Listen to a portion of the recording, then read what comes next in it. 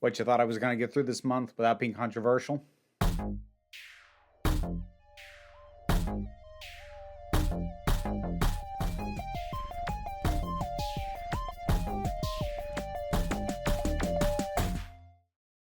History is important. Yes, those who fail to remember the lessons of history are doomed to repeat them, blah, blah, blah, blah, blah. We know that one. But history is important for another big reason. Those whose history is told shapes the current world.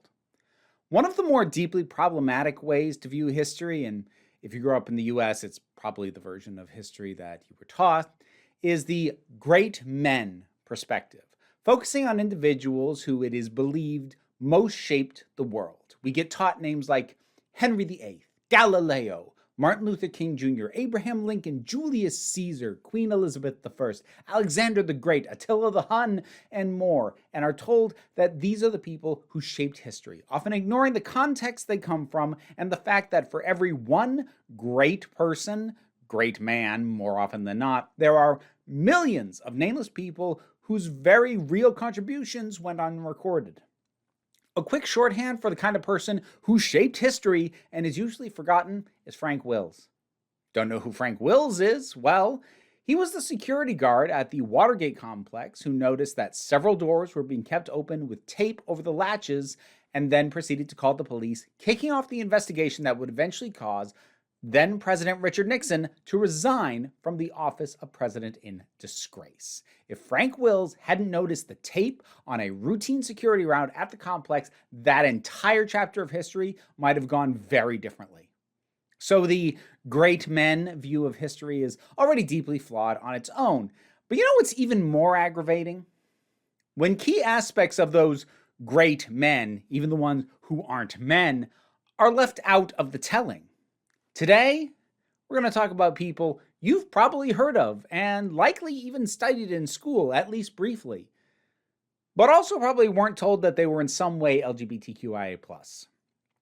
Queer history has a very long history of erasure, and I could easily go into some of the amazing queer people we should learn about but just don't, such as blues icons Gladys Bentley and Bessie Smith, or Dr. Alan Hart, a trans man who graduated at the top of his medical school in 1917, or Dr. Margaret Chung, the first American-born Chinese woman to become a doctor, or Lucy Hicks Anderson, a trans woman who fought for marriage equality back in the 1920s. Huh. You know, it's funny how many of those are women of color. But while all of them and countless more are amazing and you should totally read up on them, what I want to focus on today is the straightwashing of major historical figures. Why is this important? Well, to put it bluntly, it'd be a hell of a lot harder for bigots and political opportunists to claim that queer identities are made up and somehow new and invading modern life if, as a culture, we actually had a working knowledge of queer people throughout history. Generally, queer people are likely to just be purged from the history books altogether. But when they are too notable or left too big a mark to be able to pretend that they didn't exist, well, then you just pretend they weren't queer. You don't talk about it, or you adamantly claim that they were straight. Same erasure, half the calories. Plus, it's also kind of funny to see status quo warriors freak out when you bring up some of these. Because that's the other thing. I'm admittedly not doing deep dives here. And some of the people I'm going to talk about have more solid evidence of their queerness than others. And I will readily admit to that up front, and I'll point it out as we go. Some of these have stronger foundations than others. But you will see conservatives and academics bend over backwards to rationalize any possible non-queer explanation for most, if not all, of the things I'm about to talk about. Anything to keep from acknowledging even the possibility that these people weren't straight.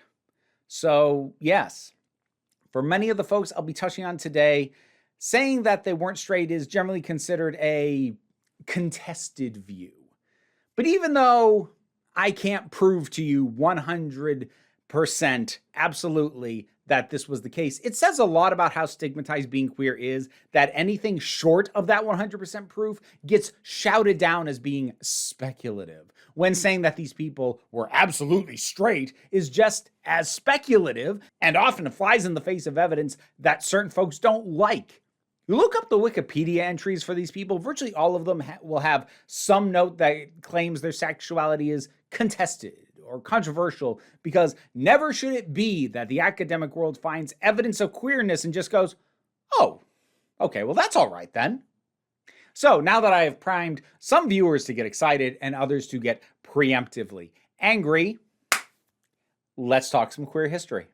Leonardo da Vinci may be the single most famous artist in all of recorded history. Whether it be the Mona Lisa, the Last Supper, or his famous sketches for inventions that seemed centuries ahead of their time, he's well recognized as a genius in numerous fields. He also wasn't straight. There's the big red flag that he never married nor had any children, not even illegitimate ones, so far as the history shows, but that's only a partial indicator. I mean, maybe he just never met the right girl. Or, maybe he was having affairs with some of his students like Francesco de Melzi when he wasn't drawing Saleh, another of his students, nude with evident excitement. And even if you don't think that's enough to go on, in 1476, Da Vinci and several others were charged with sodomy and patronizing a known male prostitute. Those charges were dropped officially for lack of evidence, but while it's possible that this means he didn't do what he was accused of, it actually seems more likely that the charges were dropped because one of the others who was also accused was a member of the highly influential Medici family. No known relationships with women, no kids, legal record of sodomy accusation, and drew his students naked. Leonardo da Vinci, not straight. If you ever learned about the Harlem Renaissance in school, most likely in English or American history class, then you should be well familiar with the name Langston Hughes. Or at the very least, if you're a theater kid, you should recognize the name drop from one of the songs in Rent. Poet, playwright, novelist, and activist, Langston Hughes has become an icon of the creative world. And while he didn't come out in his lifetime and he had no confirmed lovers, pretty much nobody argues that he was straight, though they'll frequently opt to avoid the topic if they can help it. Hold on to that phrase because it's going to be a running theme. Hughes appeared to be quite careful not to link himself directly to the queer community of his day in any of his written works, though he would sneak in bits of support here and there. Degenerates, some folks say. But God, nature, or somebody made them that way. There's a clear agreement amongst his various biographers that Hughes preferred the company of black men in pretty much all aspects of his life, though some will still deny his homosexuality by claiming Hughes was more likely of the asexual persuasion, which is a slightly odd claim given some of his poetic works, but that still leaves things pretty clear. Be it gay or ace, Langston Hughes, not straight. When you think of astronauts, you probably conjure an image of square-jawed, all-American, manly men with military haircuts and never-say-die attitudes. And fair enough, that's kind of what NASA wanted you to think of for a long time. But in 1983, Sally Ride became the third woman and first American woman to travel into space. And Ride was a lesbian. Now, in fairness, she never came out publicly during her lifetime. Ride was a very private person. She kept her 27-year-long partnership with Tam O'Shaughnessy, along with her own declining health in later life, to herself and out of the public eye. But since her passing, multiple people close to her have confirmed this fact of her life, and it's retroactively made her the first known LGBTQIA+ person in space. Even now, this is a little remarked on aspect of her life. While her Wikipedia entry does talk about her relationships, it doesn't once use the word lesbian, even though that word appears in the headlines of some of the cited sources. But there is simply no disputing Sally Ride, not straight. It should come as a little surprise there's going to be a fair few artistic types on this list. It wasn't just going to stop with Langston Hughes and Da Vinci. So now we're going to talk about what many consider to be the greatest playwright, if not the greatest writer in the English language. That's right, my friends. We're talking about good old Billy Shakes. William Shakespeare is always an easy one to get controversial about, since you can't even get all of academia to agree that he even wrote his own plays. He totally did, by the way. Every single theory that says otherwise is based on pure speculation, no concrete evidence, and an underlying refusal to accept the very notion that a commoner could have been so talented, which is why the alternate theories are always about someone who is of noble standing or another. It's just classism and elitism, pure and simple. The guy wrote his own stuff. But anyway, Shakespeare's sexuality is an interesting one because it's an easily verified fact that at the age of 18, he married Anne Hathaway. No, not that one. And together, they had 3 kids. However, it's also easily verified that he'd soon abandon his family in order to move to London, so for whatever reason, didn't seem like he had a happy home life.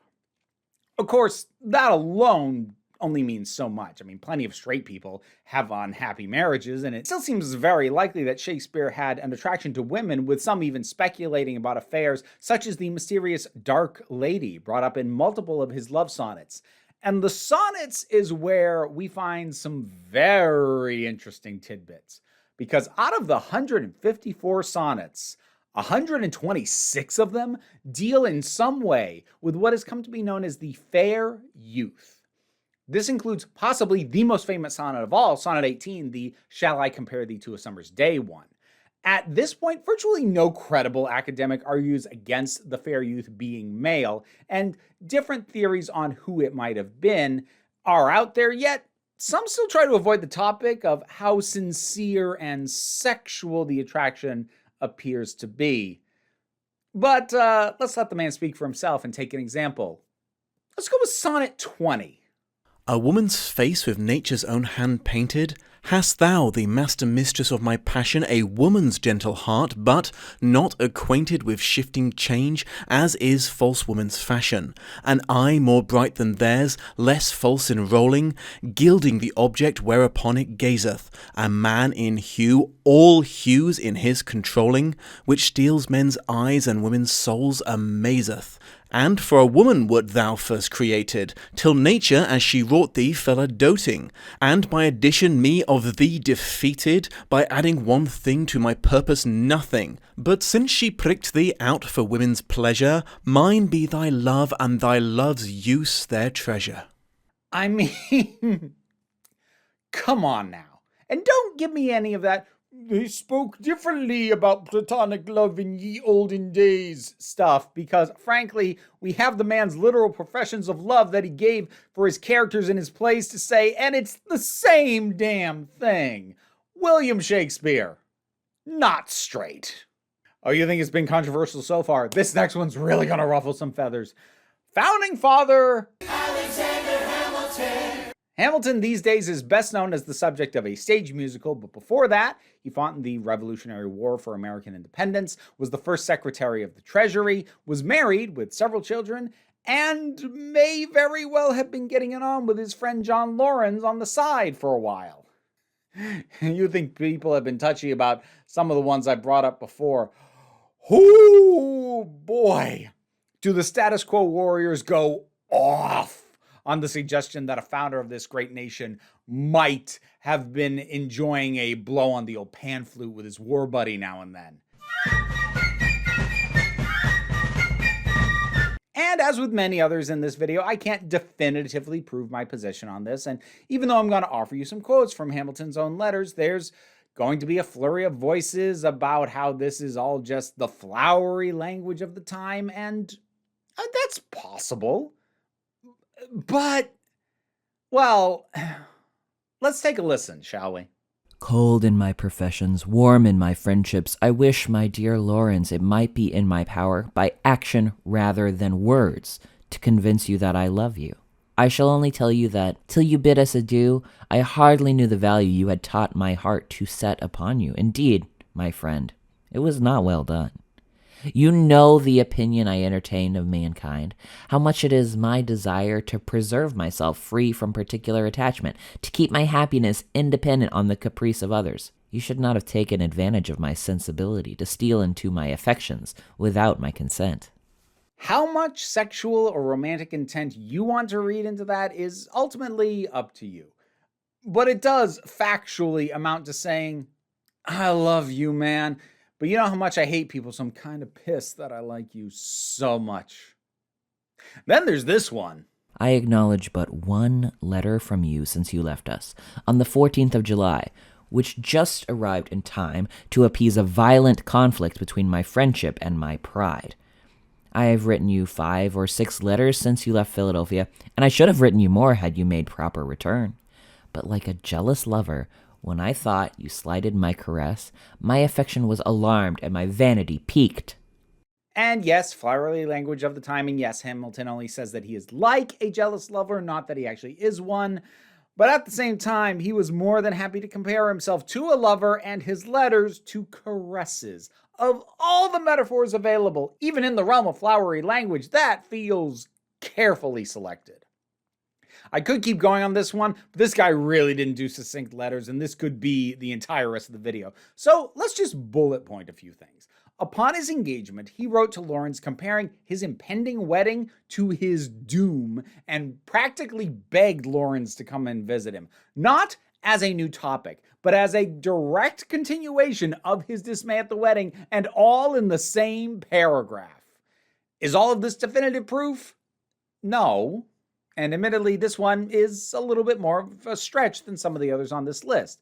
But given that I found even discussion of the possibility of this gets shouted down and drowned out immediately, I couldn't resist.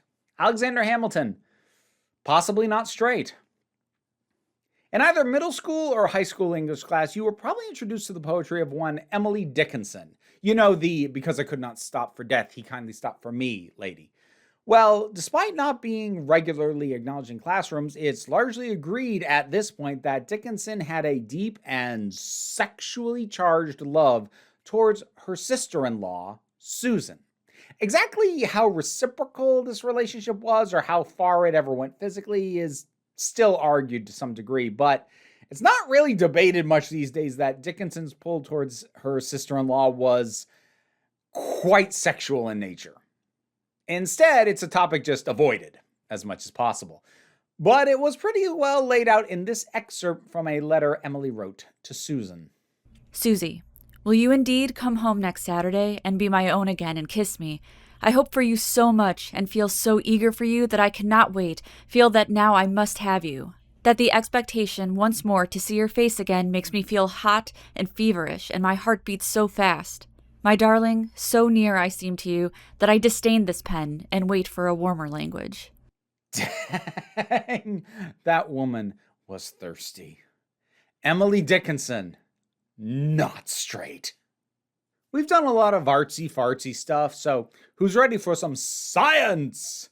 Sir Isaac Newton developed some of the foundational principles of physics, even to this day. His famous 3 laws of motion and theory of gravity were huge leaps forward in our understanding of the natural world. It's also really unlikely that he was straight. Now, with Newton, it's been basically known forever that the guy never married, never had children, had no known affairs, and it's often argued he may in fact have died a virgin. Some have made the argument that, in fact, he had sexual entanglements with men, the main basis for that being his apparent revulsion at the suggestion that he have relationships with women. So just an assumption that since he found women icky, he must get with men. As far as the evidence for that he didn't like women, well, he once accused his friend John Locke of having, quote, endeavored to embroil me with women. It's been suggested that his friends attempting to get him to have a heterosexual relationship may have been a contributing factor to his mental breakdown in 1693. But a strong distaste for the idea of being with a woman does not automatically mean he had a desire for men, as seems to have been the assumption in the past. Rather, it seems far more likely that Newton would fit rather comfortably under the label of asexual, which, yes, is part of the queer community. Sir Isaac Newton, not straight. This next one, I won't lie, is one that I'm genuinely kind of nervous to talk about. But here we go. Malcolm X was a vocal civil rights advocate. He was a firebrand of a speaker, revered to this day for his passionate speeches. There's also a fair bit of evidence that he had relationships with men in his youth. A number of historians and biographers, such as Manning Marable and Bruce Perry, interviewed people who knew Malcolm X at all ages of his life and found numerous accounts of him having private and likely sexual encounters with men while in his early 20s. This is something that his surviving family has disputed. And though some have speculated that Malcolm X may have had secret affairs into his married life, there is virtually no actual evidence of that having occurred. So it becomes understandable that his family would push back, because in the time they knew him, he may well have chosen to not share this part of his history. And it's also worth noting that some accounts claimed Malcolm X would sometimes be paid by the often older men he was said to spend time with. So it's also at least possible that these weren't genuine feelings of same-sex attraction so much as a willingness to engage in the activity if the price was right. That's part of why I was hesitant to include Malcolm X on this list, because I have to acknowledge it's at least possible that any same-sex sexual activity he engaged in may have been coerced by financial circumstances, if nothing else. But at the same time, it's equally possible that he engaged in some activities freely while taking pay for others. In the end, I can't know the exact circumstances. And if I leave him out of the conversation just because it's not the most comfortable of examples for me to talk about, well, that kind of erasure is what I'm here to try and cover in the first place. Malcolm X, likely not straight. While we already talked about a founding father earlier, let's see if we can sully the White House proper a little bit, shall we? Not with an actual president, but the next best thing. First Lady Eleanor Roosevelt, the wife of four-time President Franklin D. Roosevelt, is a revered figure beloved in her time and after. And while historians would learn over time that both she and her husband engaged in affairs and actually seem to be aware that the other was doing that, meaning we may all this time have been failing to recognize the first polyamorous president, but that's a whole other conversation. The twist in all this is that Eleanor's affairs were with women. It actually appears to have been a bit of an open secret among the White House staff that Eleanor Roosevelt was a lesbian. And whether she was ever sexually attracted to FDR or not, she certainly showed plenty of affection for the women in her life. Here's an excerpt from a letter she sent to journalist Lorena Hickok, whom she'd given the affectionate nickname of Hick. Hick, darling, all day I've thought of you, and another birthday and I will be with you. And yet tonight you sounded so far away and so formal. Oh, I want to put my arms around you. I ache to hold you close. Your ring is a great comfort to me. I look at it and I think, she does love me, or I wouldn't be wearing it. That ring she's referencing, by the way, was worn by Eleanor at FDR's inauguration in 1933. She wrote to Hickok daily, sometimes up to 15 pages per letter. So if you want to find more of this, there's plenty of it. But here's another lovely bit. Funny, everything I do, my thoughts fly to you. Never are you out of my heart. I wish I could lie down beside you tonight and take you in my arms. Now, while Roosevelt's affection is pretty undeniable, whether or not that love was ever consummated is less certain. But whether or not she ever did get to lie down beside the woman she loved and take her in her arms, the fact remains, Eleanor Roosevelt, not straight.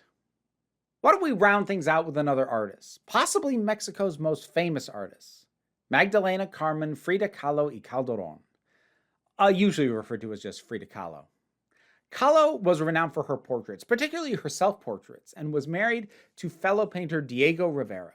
Their marriage was turbulent, including a divorce and a reconciliation. Kahlo's bisexuality isn't really a point of dispute. Having lived in the early 20th century, not nearly as much of her life has become fogged by time as some of the others that we've discussed, and she seemed to do little to hide her interest in women. So instead, we see an attempt to minimize the importance or relevance of her being bisexual. Most historical accounts will gloss over it, if not, ignore it entirely. And given her marriage, fraught though it was to a man, it's become common for an argument to be made that her relations with men were more meaningful to her than those with women.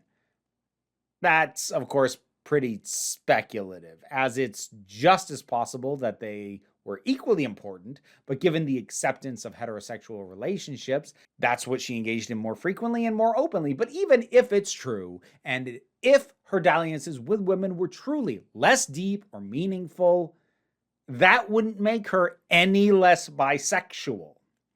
Frida Kahlo, not straight. There we go. Trust me, I've barely scratched the surface of this. There's a ton more I could have included. Walt Whitman, Angela Davis, Virginia Woolf, but I had to stop somewhere. I hope you had fun with this. I know I did.